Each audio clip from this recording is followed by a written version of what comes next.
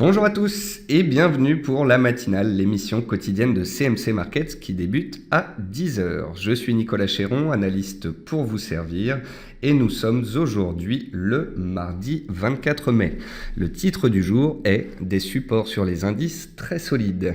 En effet, comme vous avez pu le constater, les indices boursiers, que ce soit le SP500, le DAX ou le CAC, travaillent des supports depuis maintenant 3 semaines et à chaque fois que nous touchons ces supports, eh bien, les acheteurs sont bel et bien présents et gardent pour l'instant la main. Nous voguons proche du fil du rasoir, si je puis dire, donc sur ces indices qui travaillent des supports clés, mais tant qu'il n'y aura pas de cassure, tant qu'on ne passera pas sous ces supports en cours de clôture, on ne pourra pas parler d'aversion au risque et de peur sur les marchés. De plus, comme je vous l'ai expliqué, afin de corroborer une éventuelle poussée de l'aversion au risque sur les indices boursiers, on pourrait voir l'or décalé à la hausse ou encore le Volatility Index décalé à la hausse ou encore le yen être particulièrement recherché. Or, ces dernières séances, nous n'avons aucun de ces facteurs. Donc, pour le moment, on est posé sur les supports, on les tient et tant que ce sera le cas, il faudra être particulièrement factuel.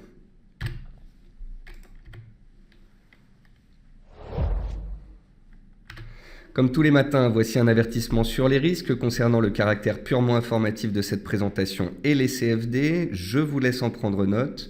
Je vous invite comme tous les matins à utiliser les fonctions de chat et de questions-réponses en haut de votre écran pour pouvoir converser avec moi. Je salue tous ceux qui viennent de nous rejoindre ainsi que tous ceux qui regardent la vidéo enregistrée sur YouTube. Comme tous les matins, on va voir ensemble les actualités marché macro, actions, les statistiques économiques passées et à venir. On va voir une figure graphique reconnue par la plateforme CMC. On parlera des indices, du forex, des matières premières et des actions. Alors, beaucoup d'actualités ce matin. Le Nikkei perd 0,9%, la hausse du yen pesant sur ces derniers. Alors c'est une hausse du yen qui est relativement faible, on ne peut donc pas parler d'aversion au risque et donc de hausse du yen due à cela. Le Nikkei reste sous pression. Nous allons voir dans les actualités macroéconomiques que très peu d'entreprises ont battu les prévisions de bénéfices par action au Japon. Le Japon est dans une situation macroéconomique particulièrement négative et c'est la raison pour laquelle le Nikkei est toujours sous pression. Le DAX teste son support clé ce matin, il a testé son support clé, la zone des 9750-9770, c'est la 5e fois que nous testons cette zone de prix en 12 séances et pour le moment, les acheteurs y sont présents à chaque fois. Tant que ce sera le cas, eh bien, on partira de ce postulat, le support tient, les acheteurs y sont présents. Réaction positive de l'AUD-NZD, nous parlons de cette paire à peu près tous les matins depuis 2-3 semaines. On attendait un test de la zone des 1,0650 approximativement. Hier, la paire a fait une mèche basse sur 1,0620 et elle rebondit ce matin. On a un regroupement de supports sur ce seuil, on verra ça tout à l'heure dans la partie Forex. Et puis ni l'or ni le Volatility Index ne plaident pour une forte aversion au risque pour le moment. C'est ce que je vous disais en introduction de cette émission. Tant que les indicateurs avancés de risque n'augmentent pas, eh bien il n'y a pas de peur sur les marchés. Et s'il n'y a pas de peur, il n'y a pas de raison de casser les supports. En termes d'actualité macroéconomique, 74% des entreprises du SP500 ont battu les prévisions de bénéfices par action. On comprend donc pourquoi le SP500 évolue non loin de ses plus hauts historiques. En Europe, seulement 56% des entreprises du stock 600 ont battu les prévisions. C'est ce qui explique aussi notamment la sous-performance européenne par rapport aux États-Unis. Et puis, comme je vous le disais, le Nikkei est particulièrement faible. Effectivement, seulement 37% des entreprises ont battu les prévisions de bénéfices par action au Japon et il y a une croissance de moins 20% des bénéfices par action sur un an. Ainsi, le sentiment des investisseurs sur le Nikkei touche un plus bas de 5 ans et c'est ce qui explique que ce dernier soit toujours sous pression. Côté bancaire, en Europe, Moody's abaisse la note de crédit de Deutsche Bank à Baa2, deux crans au-dessus de à haut risque. Donc il faut bien comprendre qu'en début d'année, les bancaires étaient sous pression. Deutsche Bank était particulièrement sous le feu des projecteurs. Et le fait que Moody's abaisse de nouveau la note de crédit de Deutsche Bank doit laisser entendre que le secteur bancaire pourrait de nouveau connaître des difficultés, ou en tous les cas la Deutsche Bank en particulier. Il faudra donc suivre cela dans les semaines et mois à venir. Selon le FMI, l'Italie ne retrouvera pas ses niveaux de croissance pré-crise avant 10 ans. Le FMI anticipe une croissance relativement faible, autour de 1,25% en Italie en 2017. L'Italie n'est donc pas dans une situation particulièrement bonne, et en début d'année, on avait vu que le secteur bancaire italien était particulièrement sous pression, raison pour laquelle un fonds d'aide de 5,7 milliards d'euros avait été créé pour venir en aide aux banques italiennes.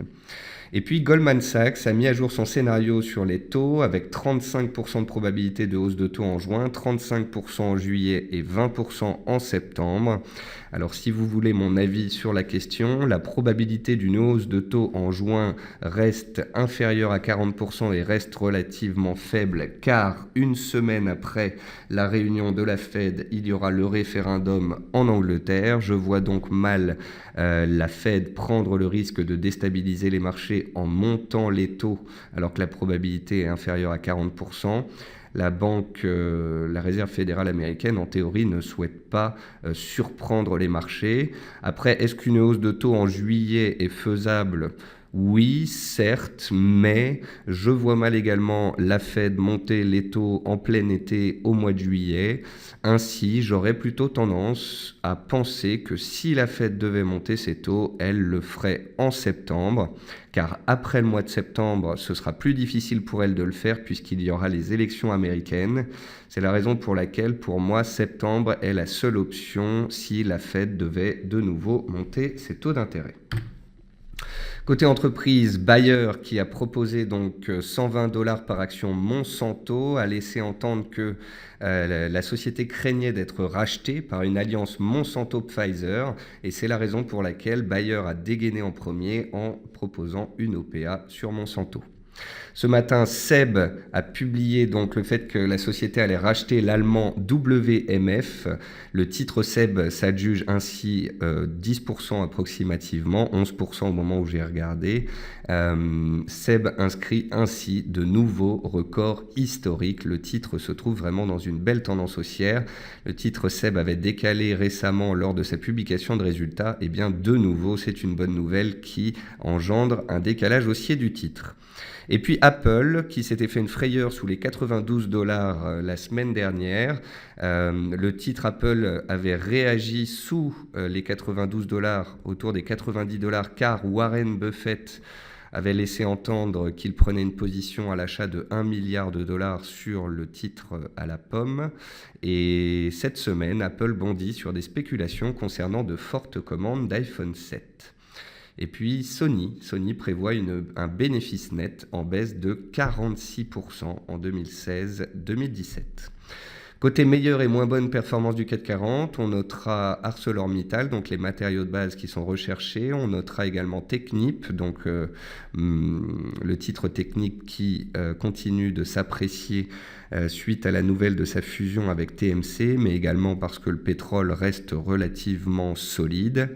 On retrouve aussi Société Générale et pas très loin dans le classement, on retrouve aussi BNP. C'est une bonne chose qu'on ait les sociétés pétrolières et les sociétés bancaires qui montent. Cela démontre un certain appétit pour le risque. Et puis comme vous pouvez le voir, il n'y a pas de baisse supérieure à 0,70%. Donc on peut dire que c'est plutôt une journée positive et que les actions sont bien orientées. Côté statistiques passées, on a eu beaucoup de PMI manufacturiers hier. Ils étaient inférieurs en France, supérieurs en Allemagne, inférieurs en Europe est inférieur aux États-Unis. Tant que le PMI manufacturier reste supérieur à 50, c'est une bonne chose. Sous 50, il y a de la contraction du secteur.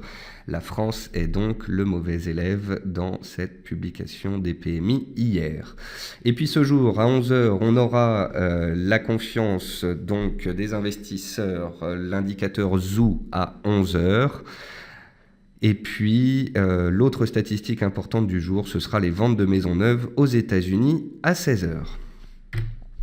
Sur la plateforme de CMC Markets, dans l'outil de reconnaissance de figures graphiques, aujourd'hui, j'ai sélectionné ce biseau descendant sur le NZD en données 15 minutes. Ce biseau descendant montre un potentiel essoufflement à la baisse de la paire NZD-USD à court terme. Si les cours en sortent par le haut, on pourrait avoir donc un rebond technique de cette paire qui, comme toutes les paires en dollars, a été sous pression ces dernières séances, étant donné que le dollar reste très solide. On va passer sur la plateforme de CMC Markets. On va commencer avec l'indice américain, le SP500. Vous connaissez par cœur ce graphique. Le SP500 est dans une tendance haussière de moyen terme qui dure depuis 3 mois. Depuis à peu près un mois et demi, il est complètement neutre et posé sur un support. Si le support à 2038-2040 points venait à céder dans les séances qui viennent, on pourrait parler de cassure baissière, d'aversion au risque, de risque baissier, de potentielle réalisation d'une épaule tête-épaule qui est une figure baissière avec un objectif théorique dans la zone des 1970 points. Mais tant que le support tiendra, tant que les acheteurs seront présents, eh bien, on pourrait tenir ces supports et tenter de décaler à la hausse. Pour pouvoir décaler à la hausse, comme je vous le disais hier, il faudrait casser la moyenne mobile à 15 séances sous laquelle nous butons ces dernières séances. Cette moyenne mobile à 15 séances avait servi très longtemps de support, de pivot haussier dans le mouvement haussier qu'on a eu entre février et avril. Depuis début mai, elle fait résistance et elle bloque l'appréciation des cours. Si on arrivait enfin à casser les 2060 points, soit les plus hauts des dernières séances, et ainsi à clôturer au-dessus de la MM15, alors on aurait des chances de voir un nouveau décalage haussier se faire en direction des 2080 points, voire des plus hauts annuels à 2110 points. Donc pour l'instant, vous l'aurez compris, tant que les supports tiennent, les acheteurs sont présents et on peut donc continuer d'évoluer sur les supports, voire on peut tenter de s'en détacher. Voici un graphique, le graphique du DAX, très factuel. Le DAX est dans une tendance haussière depuis 3 mois comme son homologue américain. Depuis 3 semaines, nous sommes posés sur un support clé, la zone des 9750-9770. De nouveau ce matin, nous avons touché cette zone de support et on a gagné 130 points dans la foulée. Il n'y a pas de tendance forte en ce moment sur les marchés, il n'y a pas de catalyseur qui permet aux indices de décaler, c'est pour cela que ces derniers n'arrivent pas à casser des résistances et à redémarrer à la hausse. Par contre, une chose est certaine, les supports tiennent, les acheteurs y sont présents, tant que ce sera le cas, eh bien les supports pourront être potentiellement mis à profit. Et voilà, soyons factuels, même si des risques existent de cassure, le jour où il y aura la cassure, on sera là pour en parler. En attendant, on est sur support, les acheteurs sont là. Même chose sur le CAC 40. Le CAC 40 est revenu chercher 4300 points hier en séance. Il a tenu ce pivot qu'on avait défini ensemble hier matin. Encore ce matin, il est venu prendre appui sur 4300 points, donc support cette semaine. C'est le milieu du range sur le CAC 40. Vous noterez que le CAC est un petit peu plus solide que le DAX, car le DAX a réagi sur le bas de son range alors que le CAC n'est pas allé jusqu'au bas de son range. Et ce matin, alors que le DAX est au milieu de son range, le CAC, lui, est déjà sur le haut de son range. Donc le CAC surperforme le DAX en ce début de semaine. Qu'est-ce que je voulais vous dire aussi? Oui, donc sur le CAC 40, c'est vraiment la zone des 4380 points qu'il faut réussir à dépasser pour espérer voir l'indice français remonter vers 4450 points. 4450 points, ça correspond à l'oblique ici en orange. C'est la borne basse qui faisait support dans le biseau ascendant dans lequel les cours du CAC étaient. Donc voilà, si on arrive à dépasser cette zone de prix, l'objectif théorique c'est de remonter vers 4450. Si au contraire de nouveau on échoue sous les résistances, eh bien on pourrait revenir vers les supports. Tant que 4300 points fera support, un biais haussier pourra être observé. Si on venait à casser 4300 points, ce serait une première alerte. Si on venait à casser le bas du range de moyen terme, là, il y aurait carrément des risques baissiers forts. Mais pour l'instant, c'est tout l'inverse. Les supports tiennent, les acheteurs sont présents et donc on pourrait tenter de challenger les résistances. On va regarder les actions et voir quel titre se trouve dans le palmarès et pourquoi. Donc dans les baisses du jour, on a Solocal qui touche de nouveau un plus bas historique. Le titre a perdu pratiquement un tiers de sa valeur en 3 séances. La société a publié ses résultats le vendredi 20 mai. Elle a annoncé également une augmentation de capital. Les cours ont cassé les plus bas historiques. Et donc nous voilà sur les 3 € sur de nouveaux plus bas historiques sur le titre Solocal. Hachimedia, le titre consolide. Le titre Hachimedia, il avait été assez recherché il y a quelques semaines. Et puis là, d'un coup, la pression acheteuse retombe. Vous voyez, on avait eu des publications de résultats, on avait eu une belle appréciation du titre. Et puis là, malheureusement, on a un redémarrage baissier. Alors par contre, une petite chose à noter sur Hachimedia. On est actuellement à proximité des 6 € et on a ici un gap qui devait être potentiellement comblé. Il serait intéressant de constater si les cours ferment ce gap et s'ils réagissent positivement sur ce dernier, car les gaps, une fois refermés, peuvent potentiellement faire support. On retrouve Technicolor qui consolide. Le titre n'arrive pas à dépasser pour l'instant ses plus hauts récents à 6 €, mais c'est à surveiller. Le titre reste tout de même bien soutenu et si on arrivait à casser cette barrière des 6 €, une nouvelle vague haussière pourrait naître. À peu près tout pour les baisses. On a très peu de baisses ce matin sur les marchés. On a donc Seb qui s'était envolé ici le vendredi 29 avril suite à sa publication de résultats. Seb qui de nouveau prend 10% et inscrit ainsi des nouveaux plus hauts historiques au-dessus des 100 €. Le titre Seb profite du rachat d'un de ses homologues allemands. Vallourec arrive à rebondir un petit peu ce matin. Il y a de l'appétit pour le risque sur les marchés. Le pétrole est stable. Ça permet à Vallourec de tenir la zone des 3 €.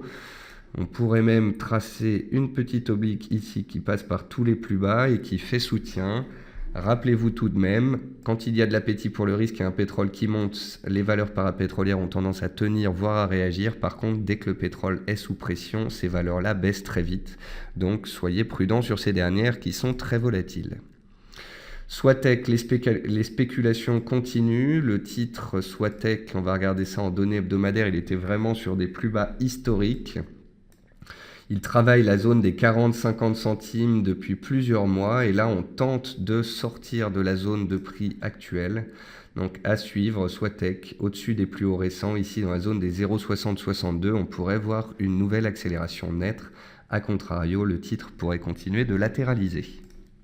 Neopost, qui fait partie des titres délaissés depuis plusieurs mois, continue de tenir sa zone basse, la zone des 17-19 €. Le titre tient bien cette zone, effectivement, et parce que les indices montent, eh bien, Neopost, qui fait partie des titres délaissés et survendus sur une périodicité relativement longue, eh bien, le titre est recherché par les spéculateurs qui cherchent des titres qui pourraient décaler à la hausse et opérer des rattrapages. CGG réagit aussi ce matin. Le titre est au-dessus de la zone des 60 centimes. Si le pétrole repartait à la hausse, CGG pourrait potentiellement en profiter. A contrario, si on casse les 0,59, 0,60, eh bien de nouveau, on pourrait aller visiter les plus bas historiques du titre. Les plus bas ici dans la zone des 40 centimes. Pour l'instant, on tient cette zone de prix, le pétrole est stable, les indices remontent un petit peu, donc CGG pourrait être à mettre sous surveillance. Technip remonte un petit peu ce matin, donc le titre avait gagné 10% suite au rachat à la fusion avec TMC. Le titre est venu, vous voyez, en 2 jours combler sa zone de gap. et une fois qu'il a comblé son gap, il repart. Les gaps, c'est vraiment des pivots très importants sur les marchés. Et puis, comme je vous le disais, bonne chose, bon point pour l'appétit pour le risque sur les marchés. On retrouve Société Générale, Crédit Agricole et BNP Paribas dans les hausses du jour, supérieures à 1,7%. Donc ça montre bien de l'appétit pour le risque. Et puis, on a aussi Eramet dans les matériaux de base qui tente de s'accrocher ici à sa zone de support des 27 €. Le titre est venu combler un gap hier qui était resté ouvert ici vers 26,80 et il tient cette zone ce matin. Mais comme sur les parapétrolières, attention car dès que les métaux flanchent, eh bien ce genre de titre a tendance à être sous pression. Ensuite, on va regarder les matières premières. Dans les matières premières, il n'y a pas de changement particulier ces dernières séances. On a les deux pétroles qui consolident horizontalement, avec une petite pente baissière, certes, mais on peut dire que c'est une consolidation plus ou moins à plat, que ce soit sur le Brent ou le WTI. Il se pourrait très bien que le pétrole soit en train de consolider avant de faire une nouvelle jambe haussière en direction des 50 $, le fameux seuil psychologique des 50 $. On ne parlerait de signal baissier sur le pétrole WTI qu'en cas de cassure des plus bas de la semaine dernière qui se trouve à 46,70. Et puis, étant donné que l'aversion au risque n'est pas, et étant donné que le dollar continue d'être ferme, eh bien, l'or et l'argent continuent d'être sous pression. L'or a tenté de s'accrocher à sa moyenne mobile à 43 périodes. C'est une moyenne mobile exponentielle que je vous ai invité à mettre sur vos graphiques. On a tenté de réagir sur cette moyenne mobile, mais on n'arrive pas à rebondir dessus. L'or a tendance à monter quand il y a de l'aversion au risque et il n'y en a pas en ce moment. L'or a tendance aussi à monter quand le dollar est sous pression. Or, le dollar monte pour la 4e semaine consécutive. Il est légitime donc que l'or n'arrive pas à s'apprécier. Et si le dollar devait continuer de grimper, l'or pourrait décaler à la baisse en direction des 1210, 1220. Ce serait le moyen de retrouver une zone d'achat potentielle qui a été confirmée par le passé. Seul un retour rapide au-dessus des 1253 $ et une clôture au-dessus de la moyenne mobile exponentielle à 43 périodes laisserait entendre que les acheteurs tentent de reprendre la main. Sinon, le riz, on avait vu ensemble qu'il avait cassé les 11,60 et qu'il pourrait consolider. Donc, vous l'avez compris, on a suivi le riz pendant à peu près 20% de hausse, 18% exactement.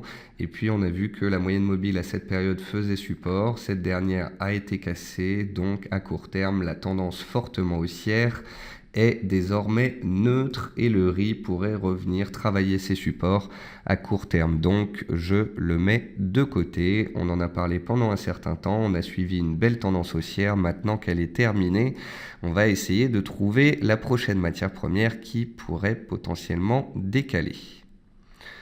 Le gaz dont on parlait hier a échoué sous la borne haute de son triangle et a fermé son gap. Il consolide à plat. Le gaz se situe dans une sorte de triangle ainsi que dans une figure d'élargissement. Il faudra casser soit la résistance orange, soit le support en vert pour donner un signal tangible, pour donner une nouvelle impulsion, une nouvelle tendance. Et puis sur les devises, pour terminer, alors vous comprenez que je suis assez rapide puisque quand on parle des mêmes actifs tous les jours et que les signaux n'ont pas été donnés et que les supports et résistances n'ont pas changé, je compte sur vous quand même pour vous en rappeler, vous en souvenir, et donc qu'on n'ait pas besoin de répéter tout ce que je dis au quotidien. Donc l'AUD-NZD est une paire qu'on a surveillée ensemble parce qu'on arrivait sur un cluster de support dans la zone des 1,0650. On a eu une réaction dans cette zone de prix jeudi dernier. Vendredi, on a baissé. Lundi, on est revenu toucher les 1,0620. Aujourd'hui, mardi, ça réagit à la hausse et puis on est revenu se placer à plat. Pour l'instant, on stabilise sur une zone clé. C'est un premier bon point. Mais il n'y a pas de chandelier de retournement majeur, il n'y a pas de retournement haussier puissant constatable pour le moment. Donc c'est un bon point que nous arrivions sur un cluster de support et que les cours y réagissent et qu'on se stabilise. mais il en faudra plus et je pense qu'il faudra casser les 1,0740, soit les plus hauts du jour, afin de valider un éventuel retournement haussier de court terme. Donc je place une résistance et on verra si cette dernière est cassée. Si cette dernière est cassée, c'est qu'on aura réussi à stabiliser sur une zone de soutien et à redémarrer à la hausse, auquel cas on pourrait avoir un retournement à l'achat des acheteurs, un retournement haussier donc. Et puis les autres paires dépendent bien évidemment, les autres paires en dollars principalement, dépendent bien évidemment du dollar index. Le dollar index continue de grimper pour la 4e semaine consécutive. Tant que le dollar américain évoluera au-dessus de son oblique de soutien, il pourra continuer de grimper. Vous pouvez voir qu'encore hier, il consolidait à plat et il est revenu toucher son support. Et ce matin, on a touché le support et on est parti à la hausse directement. Tant que le dollar US sera au-dessus de cette oblique, les paires en dollars seront sous pression. On va d'ailleurs regarder ces fameuses paires en dollars pour voir si c'est le cas. C'est le cas sur l'AUD. L'AUD toujours dans une tendance baissière et tant que le dollar montera, il sera sous pression. Je vous le dis et vous le répète, l'AUD-USD est la paire en dollars la plus baissière des majeures. En théorie, les acheteurs s'intéressent plutôt aux paires les plus solides et les vendeurs aux paires les moins solides. Donc l'AUD est la paire la moins solide. Ensuite, dans les paires en dollars, en paire baissière, on retrouve l'euro-dollar. L'euro-dollar qui évolue sous une oblique de résistance, c'est en fait l'inverse du dollar index. Tant que le dollar index sera sur support, l'euro-dollar sera sous cette oblique, et tant qu'il sera sous cette oblique, il sera baissier. Si un jour on venait à casser cette oblique ou à réagir sur un support, on parlerait de retournement potentiel de l'euro-dollar à court terme. En attendant, c'est baissier. Et puis les deux autres paires en dollars, c'est le NZD-USD, dont on a vu qu'il résistait un peu mieux que l'euro et l'AUD, puisque vous voyez que le NZD, plutôt que de baisser depuis 15 jours, il est relativement neutre. Parce que le dollar américain repart bien à la hausse aujourd'hui, et bien le NZD, inversement parlant, repart à la baisse. Par contre, on peut voir qu'il est quand même beaucoup moins intéressant d'être vendeur sur le NZD-USD que sur l'AUD-USD. Car l'AUD-USD a perdu 600 points depuis ses plus hauts, alors que le NZD, lui, n'en a perdu que 300. Et puis pour finir, la livre, donc le GBP USD, et elle, c'est la paire la plus solide des paires en dollars. C'est la plus forte, elle arrive à être à la hausse, la livre, contre le dollar, malgré la hausse du dollar. Ça veut dire quoi? Ça veut dire que la hausse de la livre est puissante, ça veut dire qu'il y a vraiment un courant acheteur en ce moment sur le GBP. C'est dû notamment au fait que les risques de Brexit semblent s'éloigner, statistiquement parlant, en termes de probabilité, au niveau des sondages. Donc voilà, vous avez d'un côté l'AUD-USD qui est la paire la plus faible des paires en dollars, qui sera celle qui va la plus baisser lorsque le dollar monte. A contrario, GBP-USD est une paire qui va moins baisser, voire qui va monter même quand le dollar monte.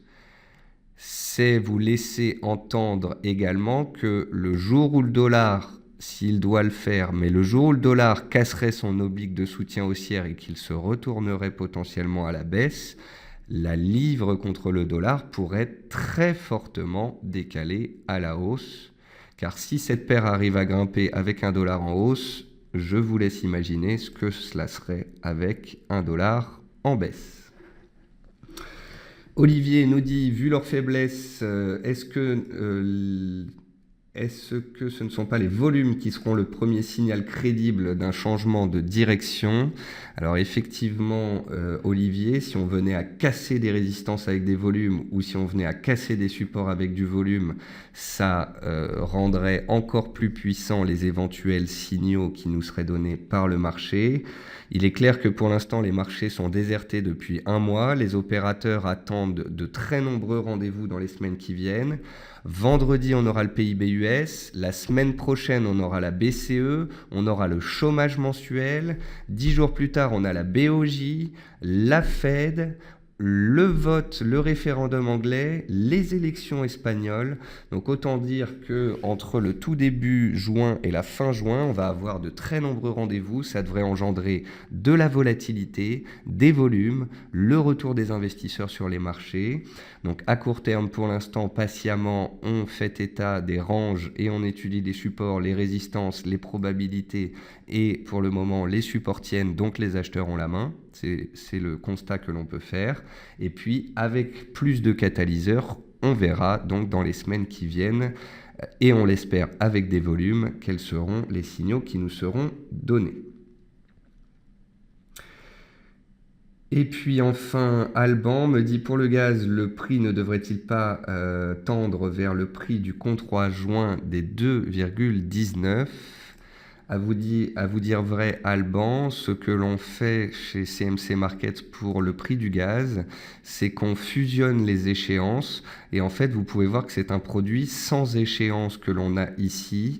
Donc en fait, c'est comme quand vous avez le 440 et le cash et le 440 futur qui ont une petite différence l'un l'autre. Nous, chez CMC, on prend le prix du contrat mai, on prend le prix du contrat juin et on fait évoluer le prix en direction du contrat suivant. Mais vous pouvez voir qu'on n'est pas sur le contrat de juin, on est sur un produit créé par CMC qui n'a pas d'échéance.